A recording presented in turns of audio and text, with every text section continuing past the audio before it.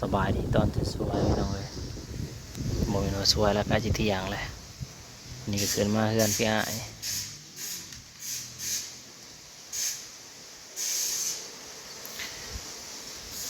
นี่ก็เฮือนนั้นเฮือนเอื่อยทำงานฝั่งไทยจังได้เฮือนไปกับไปทำงานฝั่งไทยนะส่วนลายจังได้เฮือนกันนะได้เงินจากฝั่งไทยแล้วมาสร้างบ้านก็คือคนลาวคือว่าติดอันดับที่ว่ามีบ้านเป็นของเจ้าของมีบ้านเป็นของตัวเองหลายที่สุดบ่ได้เช่าบ้าน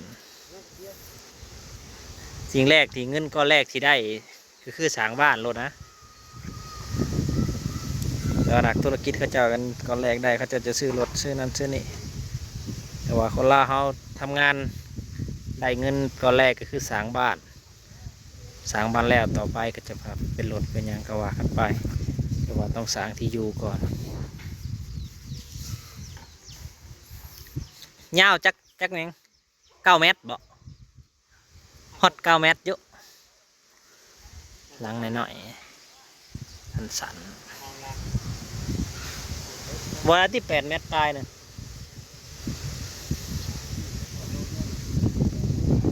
8 เมตรปลายเนี่ยเออเฉพาะมันจังจับจอมเนาะแนมเบิ่งจับจอมหน่อยๆ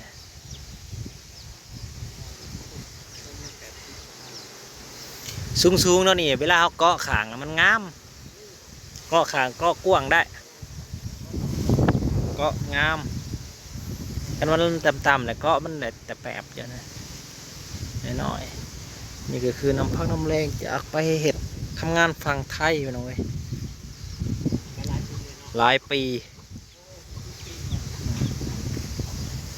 อันนี้เพื่อนนอก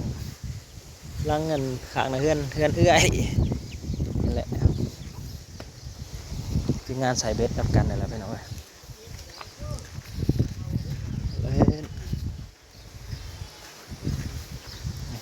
เพื่อนมีบัตรค่าของกิฟต์ช็อปจะได้เงินคิดดื้อเขามาเบิ่งเพื่อน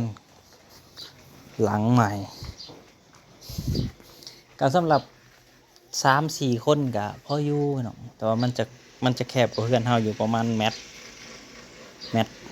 หนึ่งความยาวนะแต่ว่าความกว้างสำคัญอยู่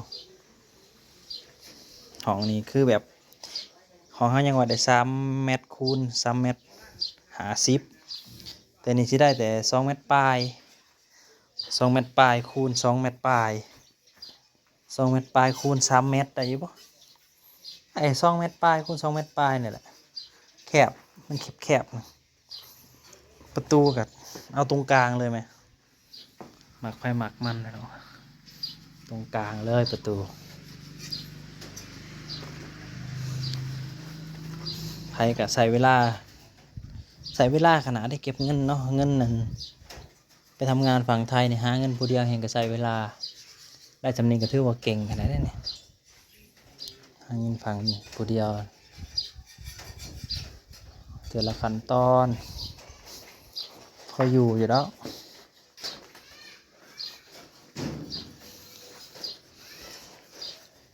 เก็บเงินสร้างบ้านไปก็ได้สิ่งแรกที่เห็ด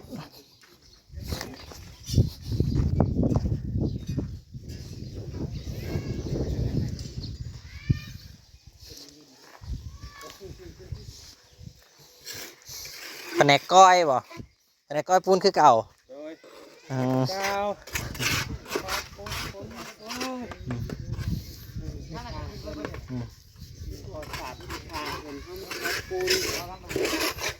อยู่โรงงานกี่เดือนนั่นเรียบร้อยบ่จบสำนันบ่คือว่าจ่ายบ้านคือว่าจ่ายยังเรียบร้อยอะไรเงินมื้อนี้แหละเงินเดือนออกมื้อนี้โอ้เพิ่นให้65,000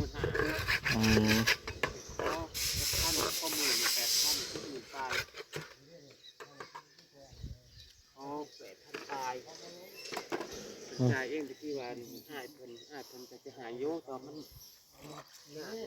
อืม นี่เนาะ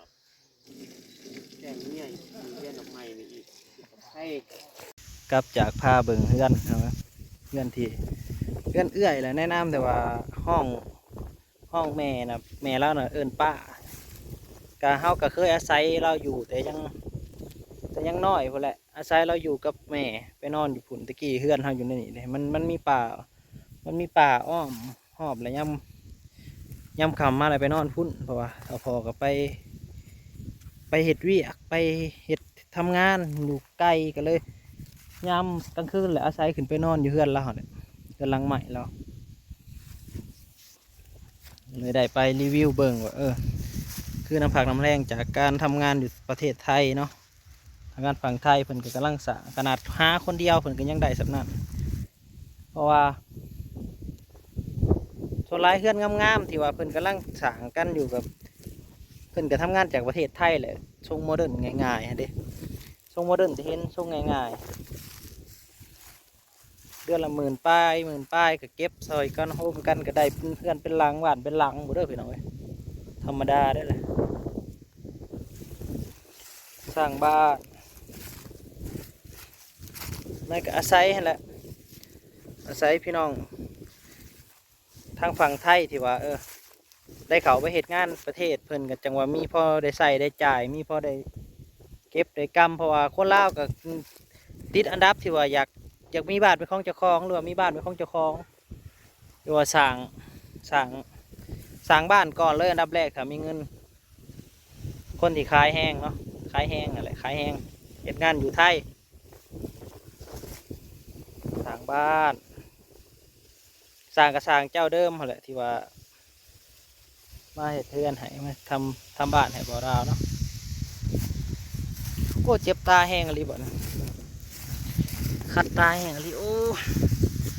นี่ก็จักสิเห็ดยังพี่น้องเอ้ยน้ำกระไรยังกระไรเลย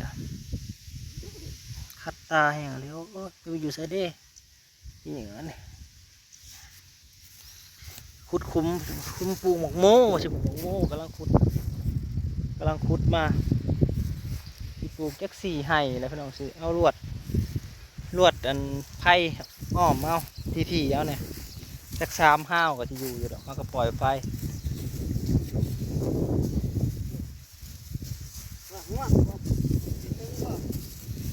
ปลูกไฟแค่กว่าอยู่ซื่อๆพี่น้องเพราะว่าจักสี่หายังเนาะอยู่บ้านเฮาเดี๋ยวพอได้กินพอได้ขายเป็นจังไดถ้าอากาศเป็นใจหมักโม่มันก็โอเคอยู่พี่น้องถ้ามันบ่ลมลายนะก็คือมันหมอกตกแล้วมันจะใหญ่ไว้อยู่ของโมจะใหญ่ไว้อยู่เล็กตัวโอ้เอาไปดูฮะเอาว่านะกบเราต้องไปไกลไป3 ตัวเราแม่ไปขุดนะจะได้แถวได้ไหม นั่นแหละเสียงห้องก็คือจุดเสียบ มันมีกบหลายเท่านี้นะมันมีเปอร์เซ็นต์หลายกว่าอยู่แล้วพอตัวพวกใหญ่โอ้จะไปได้กบเถาแล้วใช่นี่ได้กบเถาตัวพวกใหญ่นี่พี่น้องกินข้าวก็ยังอยากกินข้าวเดี๋ยว อ้าวกูมากินหน่อยไหม สิที่มาขุดคุ้มต่อขุดคุ้มพี่น้องเอ้ยปลูกอยู่4 ไร่1 2 3 4ลวดไผ่ออกน้ำเขาก็หลายอยู่นะพี่น้องใครกลัวอยู่ซื่อมันก็บ่มีหยังเห็ดไปแหละน้ำลายเมื่อยเนี่ยก็อดเอาพี่น้องเลยมันก็เมื่อยเพื่อทุกคนนะพี่น้องบ่ตังว่าสิอดได้บ่สิทนทำได้ขนาดเมื่อยคุดกบกับมานเฉยนะเด็กก็มาถึงโรงเรียนแล้วโอ้โง่มีผุ่นอยู่ขอบหัวอยู่พอได้ใส่พี่น้องเลยปลูกแตงโมเขาก็หิวเขา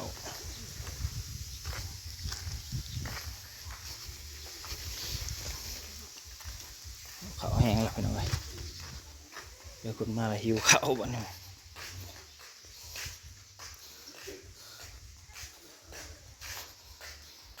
ออกมาเข้าบ้านแดง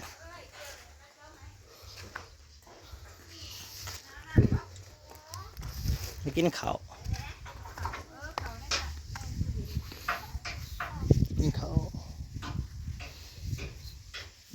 มาลุยต่อพี่น้องเอ้ยขุดหลุมแตงโมถ้ากับผมมีประสบการณ์ในการปลูกแตงโมก็อยากลองเบิ่งอยากฮู้จักนะหาประสบการณ์เนาะหาประสบการณ์ขอบคุณพี่น้องอะไรที่มาหับส้มนะพอกันใหม่คลิปหน้าเด้อ